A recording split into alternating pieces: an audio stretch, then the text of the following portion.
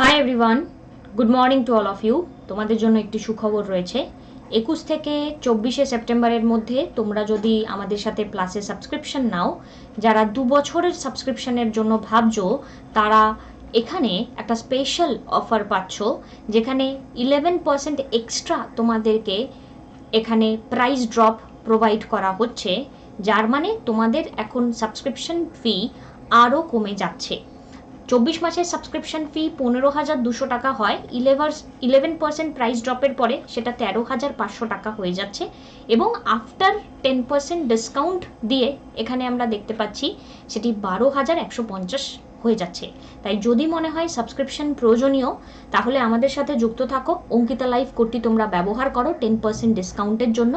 Plus লার্নারদের জন্য different এখানে mock test series আমরা দেখতে পাচ্ছি।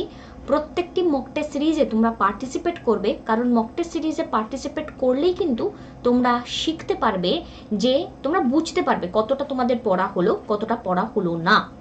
আমাদের এখানে প্র্যাকটিসড যে ফ্রি টেস্ট রয়েছে ইংলিশ, রিজনিং, ম্যাথসের রেসপেক্টে, এক্ষেত্রে দেখতে পারো, সেখানেও তোমরা পার্টিসিপেট করতে পারো। আমাদের স্পেশাল ক্লাসেসগুলো তোমরা করলে বুঝতে পারবে যে আমরা ক্লাসে কতটা সিস্টেমেটিক উপায় তোমাদের সাথে যুক্ত থাকার চেষ্টা করছি। ডিফারেন্ট ইন্টারঅ্যাক্টিভ সেশন লার্নারদেরকে প্রোভাইড করা হয়। কখনো কোনো ক্লাস তোমাদের মিস যাবে না। লেকচার নোট তোমরা ডাউনলোড করে নিতে পারবে এনি টাইম এনিওয়্যার। তোমরা আমাদের সাথে কানেক্টেড থাকতে পারবে শুধুমাত্র একটা ডিভাইস উইথ ইন্টারনেট কানেকশন। তাই আমাদের ডেসক্রিপশনে যে প্রোফাইলের লিঙ্ক প্রোভাইড করা রয়েছে তার থ্রু দিয়ে যুক্ত থাকো, এবং রেগুলারিটি মেনটেন করলেই এই মুহূর্তে এই সাবস্ক্রিপশন ফিটি 15,200 টাকার সাবস্ক্রিপশন ফিটি কিন্তু বদলে 12,150 টাকা হয়ে যাচ্ছে after giving the discount. Ankita live কোডটি ব্যবহার করলেই সেটা পেয়ে যাবে। তাই যদি মনে হয় সাবস্ক্রিপশন প্রয়োজনীয়, আমাদের সাথে যুক্ত থাকো। নিজেদের ফেভারিট টিচারের কাছে পড়াশোনা করো, রেগুলারিটি মেনটেন করো, নিজেদের বেটার পারফরমেন্সের জন্য সম্পূর্ণ সিলেবাসের কাভারেজ তোমরা পেয়ে যাও। আজকের কারেন্ট অ্যাফেয়ার্সের সেশনে চলো যাওয়া যাক। 28 সেপ্টেম্বর 2021-এর কারেন্ট অ্যাফেয়ার্স হাইলাইটস নিয়ে আজ আমরা ডিসকাশন করব। প্রত্যেকটি কোশ্চেন আমাদের প্রিপারেশনের জন্য ইম্পর্টেন্ট, তাই আমাদের সাথে কানেক্টেড থাকো, প্রত্যেকটি কোশ্চেনকে সুন্দরভাবে দেখার চেষ্টা করো।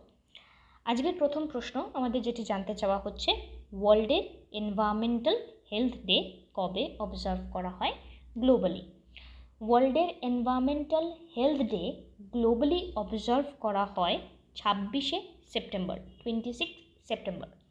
সো ওয়ার্ল্ডের এনভায়রনমেন্টের এই হেলথ ডে, তার পারপাসটা কি যদি আমাদেরকে জিজ্ঞাসা করা হয়, তাহলে আনসারটা কিন্তু ওয়ার্ল্ড এনভায়রনমেন্ট ডে থেকে কিছুটা ডিফারেন্ট হবে। তো ওয়ার্ল্ডের এনভায়রনমেন্ট ডে কবে সেলিব্রেট করা হয়? 5ই জুন। 5ই জুন ওয়ার্ল্ডের এনভায়রনমেন্ট ডে আমরা সেলিব্রেট করে থাকি। এবং ওয়ার্ল্ডের এনভায়রনমেন্টের হেলথ ডে, এই যে সেলিব্রেশনটা, এটা আমাদের সেপ্টেম্বর মাসের 26 তারিখে হচ্ছে। তার কারণ কি? কারণ হচ্ছে গিয়ে international federation of the environmental health, তারা হেলথ, আমাদের এনভায়রনমেন্টের কেমনভাবে গ্রো করতে পারি তার ব্যাপারে অ্যাওয়ারনেস ক্রিয়েট করার জন্য এই দিনটি এখানে চালু করেছিলেন। এবার আমাদের এই যে এনভায়রনমেন্টের সাথে কানেক্টেড বেশ কিছু কনসেপ্ট তোমাদের জন্য ভীষণভাবে গুরুত্বপূর্ণ। কারণ হচ্ছে আমাদের এখানে একটা ডেটা ভীষণভাবে গুরুত্বপূর্ণ হয়ে যায়, যে হোয়াট ইজ এনভায়রনমেন্ট, এনভায়রনমেন্ট কাকে বলে। তো এনভায়রনমেন্ট হচ্ছে একটা আমাদের পরিস্থিতি, আমাদের ন্যাচারাল এনভায়রনমেন্ট, ন্যাচারাল ওয়ার্ল্ড, যেখানে লিভিং এবং নন লিভিং বিং একসাথে থাকে। এবং এনভায়রনমেন্ট কি আর্টিফিশিয়ালি ক্রিয়েট করা যায়? হ্যাঁ, এনভায়রনমেন্ট কিন্তু আর্টিফিশিয়ালি ক্রিয়েট করা যায়। এবার ইউএনের ডিফারেন্ট এনভায়রনমেন্ট প্রোগ্রাম আছে, যেই এনভায়রনমেন্ট প্রোগ্রামের দ্বারা আমরা বলতে পারি যে এনভায়রনমেন্ট প্রোগ্রামে এখানে 1972 থেকে 2022 পর্যন্ত একটা টার্গেট রাখা হয়েছে। 1972 থেকে 2022 কতদিন হয়? 50 বছর হয়ে যাচ্ছে। সো ইউএনের এই এনভায়রনমেন্ট প্রোগ্রামে তারা স্ট্রিক্টলি এয়ার কোয়ালিটি এখানে চেক করছে, কোথায় এখানে আমাদের ফ্লাড হচ্ছে, ন্যাচারাল যে ক্যালামিটিসগুলো হচ্ছে সেগুলোকে কাউন্টার করার চেষ্টা করা হয়। কোভিড-19 ক্লাইমেট চেঞ্জের জন্য যেই সমস্ত রিফিউজি এখানে আমরা দেখতে পাচ্ছি, বিশেষ করে মাউন্টেন গরিলা যারা রয়েছে তাদেরকেও এখানে আমরা ইউএন এনভায়রনমেন্ট প্রোগ্রামের আন্ডারে দেখতে পারি। তারপরে এরকম বিভিন্ন আনফরসিন কন্ডিশনসগুলোকে নিয়ে এরা কথা বলে, এশিয়া প্যাসিফিক জায়গা নিয়ে কথা বলে, ইউরোপ, আমেরিকা, ওয়েস্ট এশিয়া, মানে গ্লোবালি এরা এই রিপোর্ট পাবলিকেশন নিয়ে কথা বলে। এবার এই ইউএন এনভায়রনমেন্ট প্রোগ্রামের বিভিন্ন সময় বিভিন্ন ডেটা পাবলিশ করে, যেমন ওয়ার্ল্ডের এনভায়রনমেন্টের যে হ্যাবিটেশন রুম কেমনভাবে থাকবে, তারা ডিফারেন্ট ডকুমেন্টারি পাবলিশ করে, যেগুলো খুব একটা সবসময় যে আমাদের পড়তে হবে তা কিন্তু নয়। But protected planet report 2020, protected planet report 2020, এই যে রিপোর্টটা ইউএন এনভায়রনমেন্ট প্রোগ্রাম লঞ্চ করেছে, এই ডেটাটা আমাদের জন্য একটু গুরুত্বপূর্ণ হয়ে যায়, একটু মাথায় রাখবে। নেক্সট এখানে যে কোশ্চেনটি আমাদের জিজ্ঞাসা করা হচ্ছে, the first in person meeting of the quadrilateral security dialogue quad, Washington ডিসিতে আমরা দেখতে পারলাম, এবং কোয়াডে 4জন এখানে ইন্দো প্যাসিফিক নেশন রয়েছে, ইন্ডিয়া, ইউএস, জাপান অ্যান্ড মুখে হয়তো তাড়াতাড়ি চলে আসবে তোমাদের Australia. Correct, yes, answer is Australia. Next প্রশ্ন আমরা যদি দেখি, who is the head of the panel formed by education ministry to develop new national curriculum framework, school, early childhood teacher এবং এখানে অ্যাডাল্ট এডুকেশন। তো দেখো, আমরা কালকেও যারা রেগুলারিটি মেনটেন করে ক্লাস করো তাদের এমনিই বেশ কিছু পড়া একসাথে হয়ে যায়, তাদের আর বারবার করে আলাদা করে সময় এখানে ইনভেস্ট করতে হয় না, কারণ কালকেও আমরা বেশ কিছু কমিটি নিয়ে পড়েছিলাম, এবং সেখানে যদি খেয়াল করে দেখো, এডুকেশনাল সেক্টরের রিফর্মের জন্য, এক্সামিনেশনের জন্য একটা কমিটির নাম আমি তোমাদের বলেছিলাম, যার নাম হচ্ছে কোঠারি কমিটি। ইউজিসির জন্য এখানে রাধে কৃষ্ণা কমিশন এখানে আমরা দেখেছিলাম 1948-এ, এবং এই যে কমিটিটি এখানে আমরা এখন দেখতে পাচ্ছি, যেটি হচ্ছে কে কস্তুরীরঙ্গন কমিটি। খুব ইম্পর্ট্যান্ট একটি প্রশ্ন, ভীষণ গুরুত্বপূর্ণ আপকামিং ডেজের পরীক্ষার জন্য। তো এডুকেশনাল মিনিস্ট্রিতে এই নতুন যে কারিকুলাম ফ্রেমওয়ার্ক নিয়ে কথা বলা হয়েছে, কে কস্তুরীরঙ্গন কমিটি, এখানে আমাদের ভীষণভাবে গুরুত্বপূর্ণ নাম, আমাদের আগামী দিনের পরীক্ষার জন্য মাথায় রাখবে।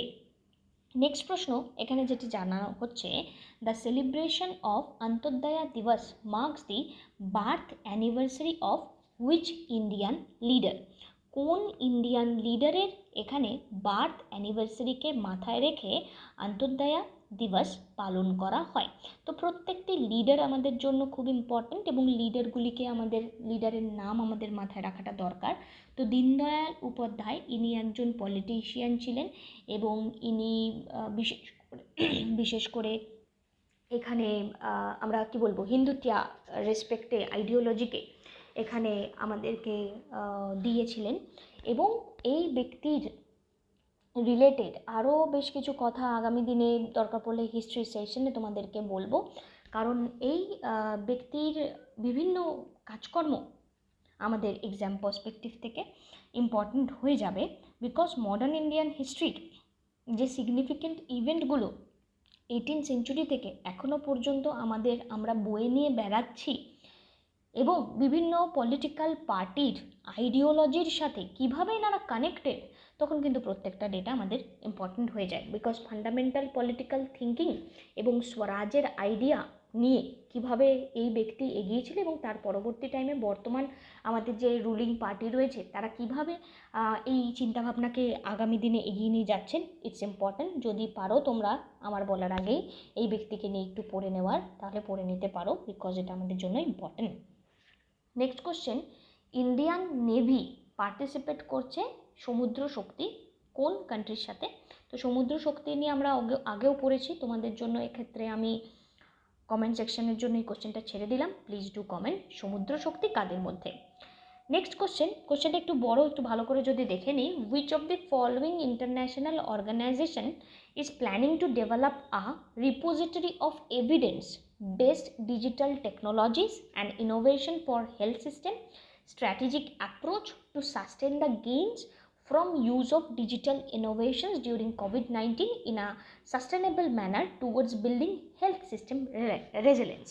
So কোশ্চেনটার মানেটা একটু আগে বুঝে নিই, কোন অর্গানাইজেশন, ইন্টারন্যাশনাল অর্গানাইজেশন, তারা এখানে ডিজিটাল টেকনোলজি এবং ইনোভেশনকে ব্যবহার করে হেলথ সিস্টেমের জন্য এবং এখানে সাস্টেনেবল একটা অ্যাপ্রোচ গড়ে তুলতে চাইছে ডিজিটাল ইনোভেশনকে ইউজ করে ডিউরিং দি কোভিড-19 এবং সাস্টেনেবল ম্যানারে এই যে উদ্দেশ্যটা করে তোলার প্রচেষ্টা এখানে করা হচ্ছে, যার থ্রু দিয়ে হেলথ সিস্টেমকে প্রপার ওরিয়েন্টেশনে এখানে বিল্ড করা যায়। সো এক্ষেত্রে আমাদের উত্তরটি হয়ে যাচ্ছে ব্রিক্স, BRICS। এবার আমরা যদি একটু ব্রিক্স নিয়ে যখনই কথা বলি, আমি তোমাদের বলেছি বিমস্টিক নিয়েও একটু আলোচনা করে নেব। তাহলে বিমস্টিক হচ্ছে বে of Bengal initiative for multi sectoral technical and economic cooperation. তো 7জন মেম্বার রয়েছে এখানে বিমস্টিকের এই মুহূর্তে, বাংলাদেশ, ভুটান, ইন্ডিয়া, নেপাল, শ্রীলঙ্কা এবং সাউথ ইস্ট এখানে রয়েছে মায়ানমার, থাইল্যান্ড। তো আমি আগেও বলেছি মায়ানমার এবং থাইল্যান্ডটা খুব ইম্পর্টেন্ট, মায়ানমার অ্যান্ড থাইল্যান্ড। তো এখানে আমাদের চারিদিকে, ইন্ডিয়ার চারিদিকে দেখো, ইন্ডিয়ার চারিদিকে পাশেই হচ্ছে বাংলাদেশ, উপরে হচ্ছে নেপাল, ভুটান, অসুবিধা নেই, এবং একদম নিচের দিকে হচ্ছে শ্রীলঙ্কা। মনে রাখাটা একদম ডিফিকাল্ট নয়। মায়ানমার আর থাইল্যান্ডটা তোমাদেরকে এখানে মাথায় রাখতে হবে। বিমস্টিক এখানে শুধুমাত্র সাউথ অ্যান্ড সাউথ ইস্ট এশিয়াকে যে কানেক্ট করছে তা কিন্তু নয়, বিমস্টিকের থ্রু দিয়ে এখানকার গ্রেট হিমালয়া এবং আমরা বে অফ বেঙ্গলকে কানেক্ট করতে পারছি। ফরমেশন এখানে 1997 6 জুন বলতে পারি। 1997 ব্যাংকক ডিক্লারেশনের দ্বারা এই ফরমেশনটা হচ্ছে, এবং 4জন মেম্বারের এখানে আমরা যে ফরমেশনে প্রথম যারা আর কি যুক্ত ছিলেন, বাংলাদেশ, ইন্ডিয়া এবং শ্রীলঙ্কা যুক্ত ছিলেন, থাইল্যান্ড এখানে যুক্ত ছিলেন ইকোনমিক কোঅপারেশনের রেসপেক্টে। পরবর্তী টাইমে নেপাল এবং ভুটান পাশাপাশি উপরের দিকে, তারা 2004-এ যুক্ত হয়। তার পরবর্তী টাইমে বে of Bengal initiative for multi sectoral technical and economic cooperation নামটি আমরা দেখতে পাচ্ছি। নেক্সট এখানে ব্রিক্সকে নিয়ে যদি কথা বলি, ব্রিক্সের এখানে আমরা যদি ইমার্জিং ইকোনমিক্স দেখি, তাহলে ব্রিক্সকে কিন্তু তার দ্বারাই আমরা ফর্ম হতে দেখছি, Brazil, Russia, India, China, south Africa. এবং ব্রিক্সে এখানে যে 5জন মেজর ইমার্জিং কান্ট্রি রয়েছে, তাদের মধ্যে এখানে তারা 42% পপুলেশনকে রিপ্রেজেন্ট করছে, 23% জিডিপিকে রিপ্রেজেন্ট করছে, 30% টেরিটরিকে রিপ্রেজেন্ট করছে এবং 18% গ্লোবাল ট্রেডকে রিপ্রেজেন্ট করছে। প্রত্যেকটা ডেটা আমাদের জন্য ইম্পর্ট্যান্ট এক্সামের জন্য। এবং এই যে ডেটাটা হয়তো ডাইরেক্টলি পরীক্ষাতে ওরকম জানতে চাইবে না, বাট ইন্টারভিউতে ব্রিক্স রিলেটেড বললে তোমরা খুব সুন্দর একটা পয়েন্ট এখানে মেনশন করতে পারো, অথবা ব্রিক্সের সাথে সাথে আরেকটা ডেটা এখানে তোমাদের জন্য কানেক্টেড থাকতে পারে। সেটি হচ্ছে গিয়ে, আমরা যদি বলি যে এই ডেটাগুলোকে ব্যবহার করে যে কোনো রাইটিংয়ে আমরা কাজে লাগাতে পারি। তো ব্রিক্সের এই যে আইডিয়াটা 2001-এ জিম ওনেইল, গোল্ডেন স্যাশের একজন ইকোনমিস্ট, তিনি তার একটি publication building better global economic BRICS, তার আন্ডারে এখানে কমিউনিকেট করেন। এবং এখানে আমরা দেখতে পারি পরবর্তী টাইমে ডিপ্লোম্যাটিক কোঅর্ডিনেশন মেনটেন করার জন্য এখানে 4জন কান্ট্রি প্রথমত 2006-এ এই ইনিশিয়েটিভটি নেন। এবং এখানে তার পরবর্তী যে ডেটাটি আমাদের জন্য কানেক্টেড, এখানে আমাদের ফাইন্যান্সিয়াল আর্কিটেকচার ব্রিক্সের যেটি রয়েছে, নিউ ডেভেলপমেন্ট ব্যাঙ্ক অথবা BRICS development bank contingent reserve arrangement, এবং এই ট্রিটিটি তারা 2014-তে সাইন করে, অ্যাক্টিভ হয় 2015-তে। সাথে এসসিও নিয়ে একটু পড়ে নিই। এসসিওতে এখানে permanent intergovernmental international organisation create হয়েছে 2001-এ। এসসিও চার্টার সাইন হয়েছে 2002-এ এবং তারা কেম ইন্টু ফোর্স 2003। এসসিওর অফিসিয়াল ল্যাঙ্গুয়েজ হচ্ছে রাশিয়া এবং চাইনিজ। হিস্টোরিক্যাল মিটিংয়ে আমরা দেখতে পারি 2017-তে আস্তানাতে যে মিটিংটা হয়েছিল, সেখানে ইন্ডিয়া এবং পাকিস্তানকে এখানে মানে এখানে আমরা বলতে পারি এই মিটিংয়ে এই এসসিও মেম্বারশিপ তারা পেয়ে যায়, ইন্ডিয়া, পাকিস্তান।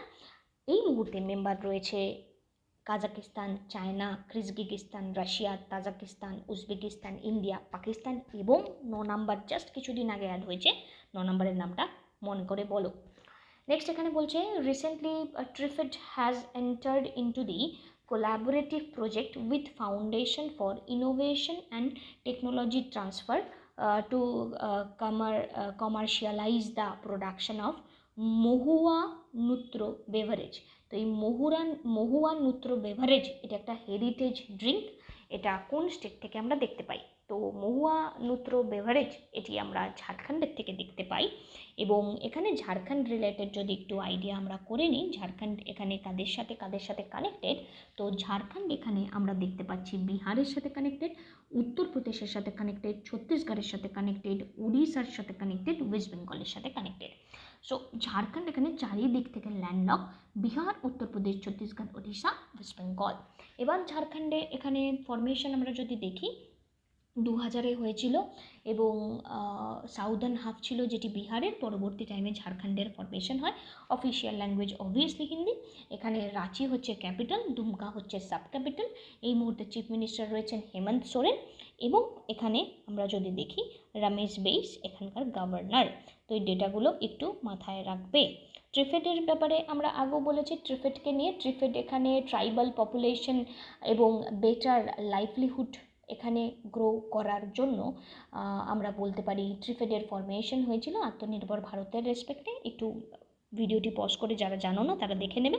বাট ট্রিফেডের ফুল ফর্মটা আমাদের জন্য যেটি important, tribal cooperative marketing development federation of India limited. ট্রাইবালের cooperative marketing development federation of India limited. Next question আমাদের জন্য যেটি রয়েছে, এখানে ফ্লোরেন্স নাইটিঙ্গেল অ্যাওয়ার্ড স্টার্ট করা হয়েছে 1973-তে by the government as a mark of the recognition of the meritorious service rendered by the which of the following community. So answer is nurses, option number A আমাদের right answer. Next, Indian cyber crime coordination centre founded in 2018 by which of the following organisation. তো এক্ষেত্রে বা ministry, তো ইন্ডিয়ার cyber crime coordination centre এখানে found হয়েছে ministry of home অ্যাফেয়ার্সের দ্বারা। এখানে নীতি আয়োগ অপশানে ছিল, তাই নীতি আয়োগের জন্মদিনটা যদি একটু আমরা ঝালিয়ে নিই, নীতি আয়োগের জন্মদিন হচ্ছে জানুয়ারি মাসের 1 তারিখ 2015-তে। নীতি আয়োগ কিন্তু এক্সিকিউটিভ রেজলিউশনের দ্বারা তৈরি হয়েছে, তাই একটি কনস্টিটিউশনাল বডিও নয়, এক্সট্রা কনস্টিটিউশনাল বডি এখানে আমরা বলতে পারি। সো নন কনস্টিটিউশনাল অথবা এক্সট্রা কনস্টিটিউশনাল বডি, এটি কনস্টিটিউশনাল বডি বা স্ট্যাটুটারি বডি নয়, এই পয়েন্টটা ইম্পর্টেন্ট। আর নীতি আয়োগ এবং পিরামাল ফাউন্ডেশন তারা জয়েন্টলি হোম কেয়ার সাপোর্ট দিয়েছিল।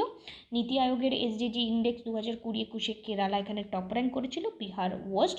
এবং নীতি আয়োগের এখানে রিসেন্টলি তারা রেকমেন্ড করেছে সেন্ট্রাল ব্যাঙ্ক ইন্ডিয়ান ওভারসিজ ব্যাঙ্ককে কী করার, প্রাইভেটাইজ করার।